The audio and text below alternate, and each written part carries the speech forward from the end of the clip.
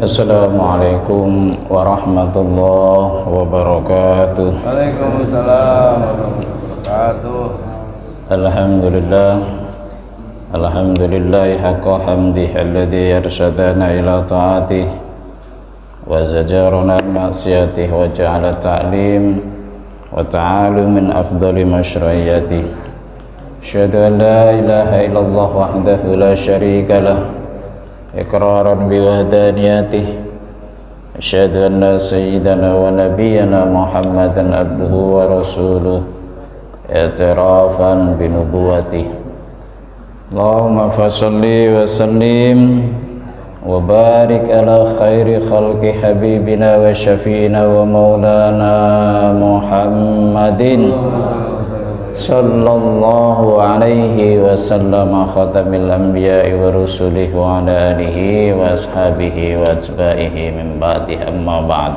Rabbi shrah li sadri wa yassir li amri wahlul 'uqdatam min lisani yafqahu qawli. Rabbi shrah li sadri wa yassir li amri wahlul 'uqdatam min lisani yafqahu qawli. Rabbi shrah li sadri wa yassir li amri wahlul 'uqdatam min lisani yafqahu qawli. Fa ila hadratin nabiyil mustafa Muhammadin rasulillahi sallallahu alaihi wasallam wa ala alihi wa sahbihi wa azwajihi wa auladihi wa dhurriyyatihi wa jami'i baitihi ajma'in. Umma ila jami' ikhwanihi minal anbiya wal mursalin wal awliya wasyuhada was salihin wa sahabat tabi'in wal ulama'il 'amilin al mukhlisin wal musannifin wal mufassirin wa a'immatil arba'atil mujtahidin wa jami' المجاهدين في سبيل الله رب العالمين والملائكة المقربين. نخص خصوصا إلى مصنف هذا الكتاب Syekh Zainuddin bin Abdul Aziz bin Zainuddin Al-Malibari annallaha yaghfir lahu dhunubahu wa yarhamu ila darajati fil jannah. Nafa'anallahu bihi wa bi ulumihi fid darin lana lahu wa lahumul Fatihah. A'udzu billahi minasy syaithanir rajim. Bismillahirrahmanirrahim. Alhamdulillahi rabbil alamin arrahmanir rahim maliki yaumiddin. Iyyaka na'budu wa iyyaka nasta'in. Ihdinas siratal mustaqim. Siratal ladzina an'amta 'alaihim ghairil maghdubi 'alaihim waladdallin. Amin.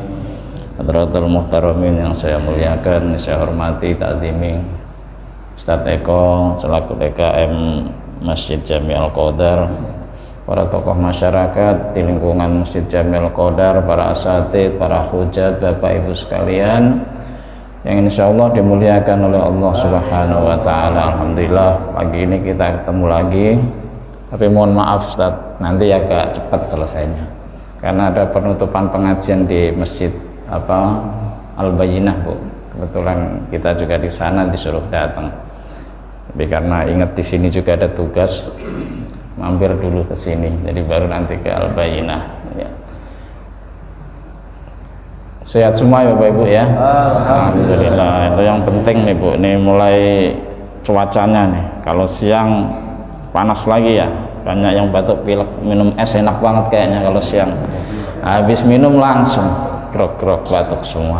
Kita mohon kepada Allah, mari sama-sama mudah-mudahan yang hadir di majelis ini senantiasa diberikan sehat, afiat, umur yang panjang dan barokah, rezeki yang banyak berlimpah diberikan kita oleh Allah, putra-putri yang solih dan solihah, kapan kita berpulang kepada Allah diberikan kita kematian yang husnul khatimah ala hadiniyah wa ala kulli niyatin solihah wa ila hadratin nabiyil mustafa Muhammadin rasulillahi sallallahu alaihi wasallam. Al-Fatihah.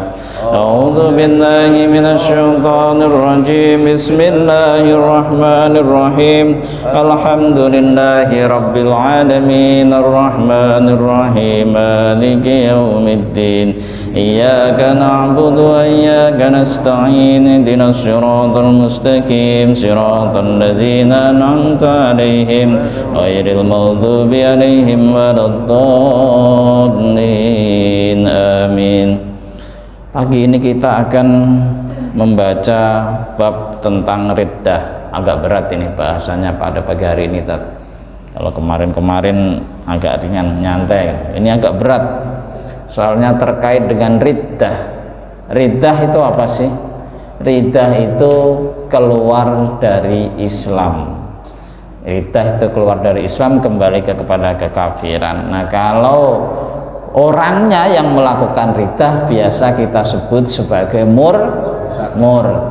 Nah, murtad ini sebabnya banyak banget.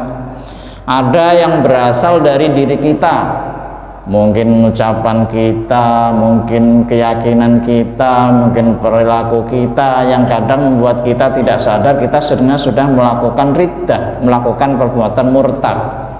Nah, ada yang kejadiannya atau munculnya itu dari luar. Jadi ada yang dari dalam diri kita, ada yang dari luar. Nanti yang dari dalam diri kita itu berupa keyakinan, ucapan atau perbuatan yang bisa membuat kita riddah, kita murtad, itu apa aja nanti disebutkan dalam ini. Terus yang sebelumnya banyak juga hal-hal yang membuat kita dari luar, faktor eksternal yang membuat kita riddah itu kadang-kadang yang perlu diperhatikan. Banyak di antara kita kadang-kadang juga tidak menyadari bahwa Nabi telah memberikan peringatan yang keras, agama telah memberikan peringatan yang keras untuk hati-hati supaya kita tidak terjatuh pada perbuatan riddah atau murtad. Yang banyak terjadi dalam masyarakat adalah kalau yang dari luar adalah di luar diri kita, itu adalah biasanya melalui apa? Yang pertama yang banyak terjadi terutama di Indonesia itu riddah banyak yang terjadi karena kawin beda agama. Nah, misalkan yang banyak terjadi ya kan, dulunya muslim malah solihah, ketemu pacar non muslim. Nah, namanya cinta, love is blind kata anak muda tadi ya. Cinta itu buta. Ya Bu, buta Bu, cinta Bu. Buta. Oh, pernah ngalamin ya tadi ya? Buta. Ya kata anak-anak muda kan gitu, life is blind, cinta itu buta. Nah, karena cinta itu buta kadang nggak sengaja, nggak sadar bahwa saking cintanya, cinta mati, pokoknya udah nggak bisa move on, pokoknya cintanya ya itu aja. Akhirnya banyak yang kejadian awalnya muslim, awalnya muslimah yang taat, tapi karena cinta yang buta akhirnya berubah menjadi non muslim. Banyak nggak kejadian seperti ini Bapak Ibu? Banyak kan, orang anaknya ustazah aja ada kan, banyak, mungkin dengan jaminan.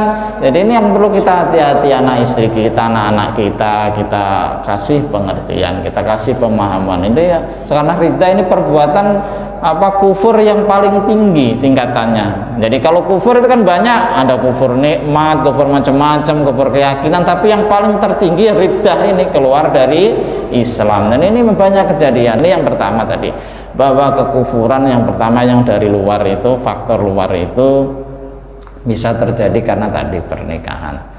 Terus yang kedua yang bisa juga membawa kepada murtad itu yang banyak terjadi di masyarakat kita selain pernikahan adalah faktor ekonomi. Nah, ini yang juga sering terjadi, kata Sayyidina Ali kan, kadal fakru ayakuna kufran, bahwa kemiskinan itu sering membawa manusia kepada kekufuran. Itu yang banyak terjadi dulu zaman kristenisasi. Waktu kecil dulu namanya penduduk Indonesia itu rata-rata awalnya, apalagi Jabodetabek, Betawi, itu penduduk aslinya kan semuanya muslim asli. Baru kemudian setelah ada pendatang, apalagi ada penjajahan yang punya misi, akhirnya banyaklah satu persatu masuk Islam. Dan apa rata-rata? Ingat dulu zaman kita waktu kecil, saya ingat banget waktu itu, mohon maaf almarhum semua udah ya kita sebutkan, waktu orang-orang non muslim jadi pimpinan tertinggi, termasuk tertinggi di negara kita dulu kan, mohon maaf, kayak almarhum Bapak Jenderal LB Murdani waktu itu kan, terus almarhum Bapak Sudomo sebelum masuk Islam. Waktu itu kan waktu kecil, zaman itu kan disebut sebagai, banyak menyebut sebagai apa, kristenisasi tadi ya, betul. Ingat kan sejarah waktu itu banyak kan, karena masyarakat kita masih ekonominya masih lemah, kemudian banyak bantuan dari luar negeri masuk kita, akhirnya terjadilah proses kristenisasi yang berjalan dengan sangat masif waktu itu. Saya ingat kita waktu itu, dan sejarah tidak bisa dipungkiri itu kan banyak. Kemudian banyak orang berubah menjadi Kristen. Karena apa? Karena memang faktor ekonomi. Maka kita hati-hati, Bu. Kata Al-Quran juga, wal yakhshal ladzina law taraku min khalfihim dzurriyyatan di'afa. Hendaklah orang-orang yang beriman itu takut jika sampai meninggalkan anak cucu yang lemah dari segi akidah, lemah dari segi kepandaian, lemah dari segi ekonomi. Karena ini pintu masuk untuk merubah keyakinan kita itu ada di sini. Kadang kan orang itu gitu, pinter, soleh, tapi miskin. Ya bisa juga berubah jadi Kristen. Malah ulama besar aja bisa begitu kok. Pernah ulama besar karena miskin kemudian dia sesat. Ini ada kisah loh, Bu, benar. Jadi disebutkan dalam kitab kita, beberapa kitab, ada dulu itu seorang ulama besar, ahli ibadah, ahli tarekat. Dia sangat rajin ibadah, kepeduliannya terhadap agama tinggi. Pokoknya kalau terkait dengan Islam semangatnya tinggi membela. Ahli ibadah semangatnya tinggi.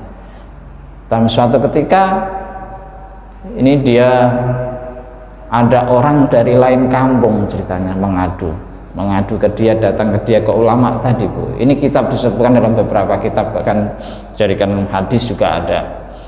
Kemudian datang mengadu kepada sang ulama, guru, saya mau ngadu datang nih. Kenapa? Itu loh guru, di kampung saya itu punya praktek yang nggak bener, kata dia, kata orang yang mengadu. Kenapa emang? Di kampung saya itu ada pohon gede banget pohonnya, dan pohon ini disembah oleh orang-orang di kampung saya. Ini bagaimana guru ini, kata gitu, ngadunya kepada ulama ini. Kalau di Tanah Baru ada nggak Pak begitu, Pak? Ya kalau di kampung-kampung, daerah-daerah yang pedalaman masih ada loh, Bu. Apa namanya kalau orang nyebut punden, tahu punden kan? Tahu Bapak, Ibu punden, orang sini asli tahu punden. Kalau orang kampung ada kenal, Bu. Kadang punden itu kalau di kampung-kampung itu ada pohon besar atau apalah, setiap kampung itu kadang-kadang punya begitu keyakinan begitu, masyarakat yang masih belum ini. Jadi kayak di kampung saya dulu ada, Bu. Ada pohon gede banget di tengah kampung. Nah, itu kalau ada orang mau hajatan, mau apa, itu ke situ dulu. Bawa makanan, bawa sesaji, berdoa di pohon itu. Biarpun mereka itu bukan meyakini pohon itu sebagai Tuhannya, tapi masih seperti itu. Tuhannya tetap Allah, tapi ada dalam keyakinan tertanam dalam masyarakat, kalau ada hajatan atau apa, nggak ke situ dulu, nggak ngasih makan, nanti hajatannya nggak beres. Hajatannya ada halangannya aja, ada begitu, masuk begitu. Nah, ini semacam ini. Nah, ini kemudian ulama ini mendapat laporan, ya marah dia. Wah, itu syirik, itu kufur itu, kata ulama ini. Terus dia ngambil kampak,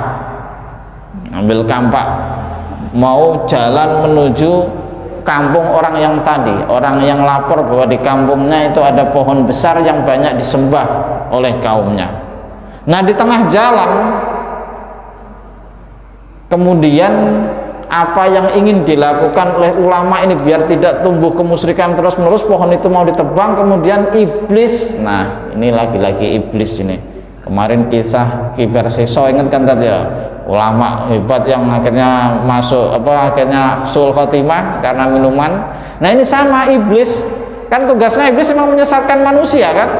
Kalau ada orang yang mau benar ya dihalang-halangi sama iblis. Apa ada yang menyelamatkan manusia dari kesesatan ya dihalangi sama iblis. Nah, ini ulama ini, syekh ini yang mau memotong pohon ini kemudian dicegat oleh seseorang yang sebenarnya seorang itu adalah iblis yang mengubah dirinya, mewujudkan diri dalam bentuk seorang laki-laki, seorang manusia. Dipanggil ini syekh, ente mau kemana kok buru-buru sih syekh? Ada dicegat gitu. Ini saya mau ke kampung sebelah sono, orang di sono pada sesat, pohon masa disembah, kata dia begitu. Terus dibilang sama laki-laki yang sebenarnya iblis, ente ngapain sih saya repot-repot, kan ente nggak nabi, ente bukan nabi, mereka juga urusan mereka sendiri, bukan di kampung ente, ngapain ente repot-repot ke sana? Nggak bisa, kata saya itu. Ini nggak benar, ini namanya amar ma'ruf nahi mungkar, harus saya hancurkan, mau saya potong pohon itu. Akhirnya terjadilah pertempuran, berantem Pak, antara syekh dengan orang yang sebenarnya iblis mengubah diri dalam bentuk orang. Akhirnya pertempuran terjadi, perkelahian terjadi. Manusia ini yang wujud dari iblis ini kalah, bisa dipiting, ditindihin dadanya, didudukin. Nah, didudukin. Namanya iblis, lagi-lagi iblis banyak akal. Nah, iblis itu banyak akal, mau menyesatkan manusia itu kan beda-beda. Jadi kalau manusianya yang alim, diutuslah tugasnya iblis yang alim. Manusia yang bodoh, iblisnya nggak usah yang klasteri dah. Tergantung sesuai dengan tingkat orang yang akan digoda. Ya kalau yang akan digoda orang kaya kan bapak-bapak, iblisnya juga kaya pak. Ya kalau yang mau digoda laki-laki yang ganteng, ya iblisnya datang perempuan cantik. Nah itu sesuai dengan itu. Akhirnya iblis ini pas kalah ini menggunakan akal liciknya. Nah, diakalin begini, Syekh, saya mengaku kalah deh sama ente hebat, tapi saya sih ngasih saran. Namanya iblis pintar ngomong, saran apa? Lah ngapain sih Syekh repot-repot mau motong pohon, bukan tugas ente, bukan nabi, bukan di kampung ente juga nggak dosa ente. Ngapain repot-repot sana, gini aja deh. Tawarin nama iblis, jangan lanjutin ke sana, nggak usah kono lagi. Saya kan tahu Syekh itu orang miskin. Saya kan orang miskin, iya kan, ngarepin makan tiap hari dari jamaah kata gitu. Emangnya namanya orang miskin? Syekh ini emang miskin, semua kebutuhan sehari-harinya dari jamaah. Istilahnya bahasa kasarnya begitu, kebutuhannya ekonominya kurang. Saya kan orang miskin kan. Loh kok ente tahu? Ya tahu dong, kata baca gitu. Ente kan orang miskin. Saya udah nggak usah ke sono, saya janji deh nanti setiap pagi Syekh bangun tidur, di depan kepala Syekh di tempat tidur akan saya kasih uang dirham emas setiap hari 1. Nah, kan akhirnya dia pulang. Kalau gitu, kalau Syekh deal sama saya, Syekh pulang deh, jangan lanjutin ke sono ke kampung sebelah, nggak usah dipotong pohon, kita deal. Nanti saya buktikan setiap Syekh bangun tidur ada duit emas, dinar emas di dekat kepala Syekh. Nah, ini benar. Mulai tergoda Syekh ini pulang. Akhirnya benar, malam itu malam pertama benar, Syekh ini bangun tidur, di sampingnya ada uang dinar, benar emas sesuai dijanjikan. Pertama bukan 1, pertama 3, benar ada uang 3 dinar emas. Wah, Syekh udah mulai benar juga orang, bisa dipercaya, mulai lupa dengan misi awalnya yang suci. Terus kedua, bangun hari yang kedua bener lagi, ada lagi duit 2 biji keping emas dinar. Hari yang ketiga kurang, tinggal 1 dinar. Jadi hari pertama sesuai dijanjikan 3, hari kedua mulai turun 2, kedua mulai turun 2, hari ketiga tinggal 1. Terus yang keempat, pas dia bangun tidur, zong udah nggak ada lagi uang dinar emas seperti yang dijanjikan. Syekh ini ngamuk, wah kurang ajar dong orang, saya ditipu kata dia. Kok saya cuma di hari ini saya nggak dapat bagian uang emas, dinar emas yang dijanjikan. Akhirnya dia ngambil kampak lagi, dia mau motong pohon itu lagi, jalan lagi, di tengah jalan dihadang lagi sama iblis yang tadi, orang yang sama, yang iblis juga. Mau kemana ente? Kata dia. Mau kemana ente Syekh? Saya mau motong pohon itu. Dia ini pohon bikin orang sesat. Saya mau amar ma'ruf nahi mungkar. Bel, kata-kata iblis. Pret, kata-kata iblis dikatain begitu. Bohong ente. Ente kan marah bukan karena Allah sekarang. Akhirnya apa? Terjadi lagi perang, berantem lagi Nah di saat ini untuk pertempuran yang kedua ini, kalau tadi yang pertama sang Syekh ini menang, mengalahkan iblis dipiting, didudukin dadanya. Untuk yang kedua, pertempuran yang kedua beda, Syekh yang kalah, Syekh ganti dipiting, didudukin dadanya. Nah, akhirnya dia mengaku kalah, terus disuruh balik, dia balik lagi. Tapi sebelum balik dia bertanya, wahai laki-laki, mengapa di pertempuran pertama saya bisa mengalahkan ente dengan mudah? Ente saya piting, saya dudukin dada ente nggak berani, nggak bisa melawan saya. Tapi mengapa di pertempuran kedua, di perkelahian yang kedua kok saya yang kalah? saya yang ente piting, saya yang ente dudukin dadanya. Apa jawaban iblis? Karena yang pertama ketika kau datang hendak memotong pohon, engkau dasari itu dengan ikhlas karena Allah, karena penuh keimanan, karena berjuang di jalan Allah. Tapi yang kedua, kamu mau datang lagi ke pohon untuk motong pohon bukan lagi murni karena keimanan, tetapi karena uang 2 dinar. Nah ini karena apa? Faktor miskin tadi bisa merubah keimanan seseorang. Kalau kata Imam Ali begitu tadi, kadal fakru ayakuna kufron. Kemiskinan itu yang paling banyak mendatangkan kepada kefakiran. Makanya dari Rasulullah kita kan, kita orang muslim ya, kalau kita mampu kita bantu tetangga kita yang tidak mampu. Karena itu kita percuma kadang-kadang berdakwah. Maka kegiatan di masjid ini bagus, sudah ada santunan untuk orang miskin, untuk para janda-janda tua, untuk anak yatim ya, seperti itu, untuk menjaga itu. Jangan sampai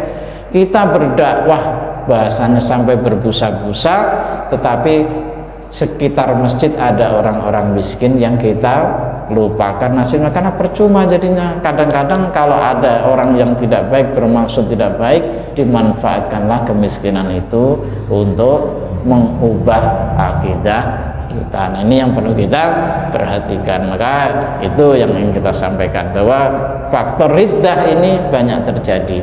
Nah sekarang kita baca kitabnya, pengantarnya itu. Jadi riddah itu keluar dari Islam kembali kepada kekafiran. Jadi ini merupakan salah satu dosa yang besar, dosa yang sangat besar insya Allah subhanahu wa ta'ala. Maka kita baca tentang hal ini.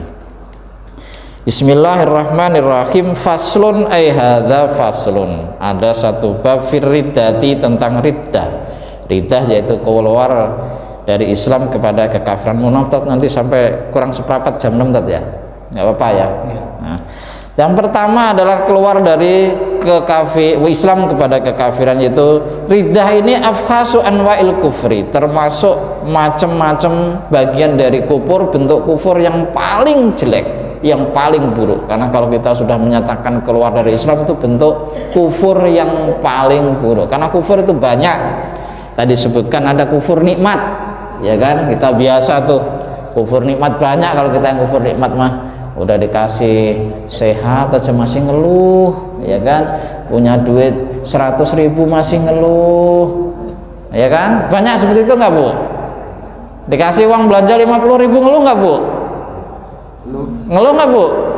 Ya itu jangankan 50.000 Anda tuh kan, dikasih 50 aja zaman sekarang tuh masih ngeluh ibu-ibu ya tadi ya, karena semuanya mahal. Tapi itulah bagian dari kita, namanya hati-hati, karena orang itu lebih banyak di antara kita yang jatuh kepada kufur nikmat. Kita banyak diberi nikmatan oleh Allah, tapi kita tidak mau bersyukur kepada Allah. Dikubur kasih apa, tapi nggak ibadah, kita nggak mau. Padahal seperti yang kita sebutkan dulu, kalau kita bayangin oksigen yang kita hirup aja itu semua dari Allah gratis.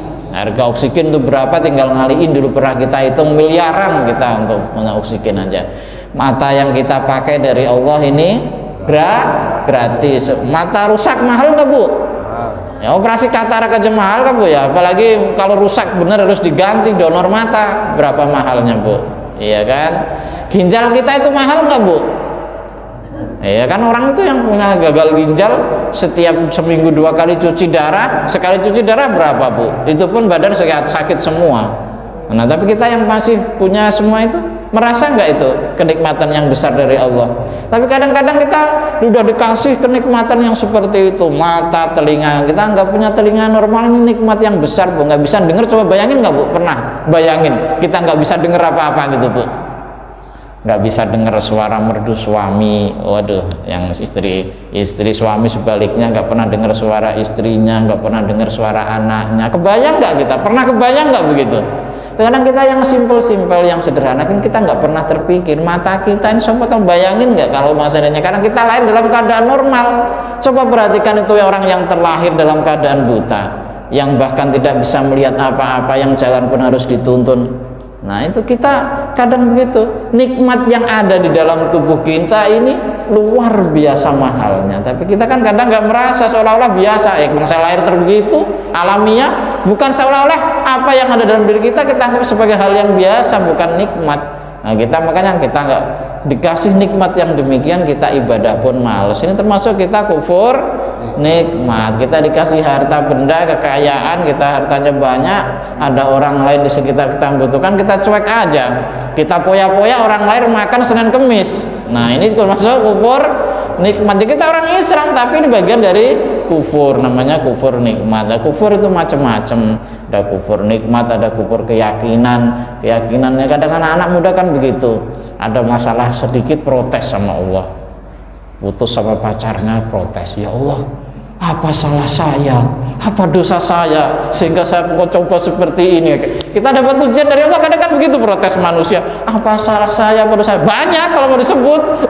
Kita kan kadang begitu, kita pede banget nyebut, apa salah saya, apa dosa saya, ya Allah, Engkau berikan aku ujian seperti ini. Dosamu banyak kalau disebut, udah nggak kehitung, itulah kebaikan Allah, udah kufur lah gitu. Itu juga kufur, bentuk kufur kepada Allah. Itu makanya manusia itu seperti itu. Makanya kata wakanal insanu qaturo, maka itu banyak melupakan nikmat-nikmat Allah, itu bentuk daripada kekufuran. Nah, kufur yang paling tinggi dalam kitab ini disebut yaitu riddah. Kufur yang benar-benar sangat nyata itu riddah. Udah dikasih nikmat oleh Allah, dikasih ini oleh, tapi kok malah kufur, keluar dari agama Allah, keluar dari Islam kepada kekafiran. Jadi faslun fi riddah wa ya anwa'u afkhasi anwa'il kufri. Untuk agar kita tidak terjatuh pada kufuran, kemudian pembahasan ini dimulai dengan kita untuk mentadabburi firman Allah Subhanahu wa taala. Allah telah berfirman dalam surat An-Nisa ayat 116, bismillahirrahmanirrahim. Qala Allah taala fi kitabihil karim, innallaha la yaghfiru an yushraka bihi wa yaghfiru ma duna dzalika liman yasha wa may yusyrik billahi faqad dhalalan ba'ida. Jadi ini cetakannya kurang. Jadi kita diajak untuk mentadabburi firman Allah dalam surat An-Nisa 116 agar kita tidak jatuh kepada kekufuran. Apa bunyinya? Innallaha la yaghfiru ayyushraka bihi wa yaghfiru ma duna dzalika liman yasha wa may yusyrik billahi faqad dhalalan ba'ida. Innallaha la yaghfiru ayyushraka, sesungguhnya Allah itu tidak akan pernah mengampuni ayyushraka, memberikan ampun ayyushraka bihi, jika Allah itu disyirikkan. Kita berdosa yang paling besar adalah mensekutukan Allah, jika Allah itu disekutukan. Wa yaghfiru, dan mengampuni siapa Allah ma terhadap dosa duna dzalika selain syirik, liman terhadap orang yasha'u yang menghendaki siapa Allah, wa may yusyrik billah, dan barang siapa yang syirik kepada Allah faqad dhalla dhalalan ba'ida, maka dia benar-benar telah melakukan kesesatan yang sangat jauh. Jadi ini termasuk bagian dari kufur. Hal-hal yang bisa membawa kufur adalah kita syirik, maka kita tidak boleh syirik. Syirik kita apa sih, Bu? Syirik kita apa, Bu? Kalau kita sering salah ucap, kalau orang kampung, syirik loh. Itu kan kalau kita kan begitu kadang sehari-hari, itu bukan syirik yang itu. Kalau syirik itu kan iri ya. Kadang larinya kadang gitu kalau orang-orang kita keseharian itu syirik aja loh.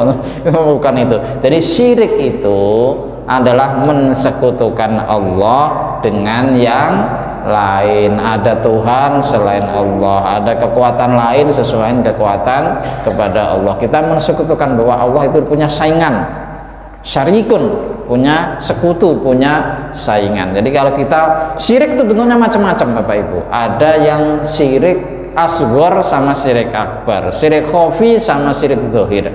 Syirik kecil, kalau syirik akbar otomatis kita mengingkari Allah, itu syirik akbar. Kalau syirik kecil itu diantaranya adalah perbuatan riya. Tahu riya, Bu?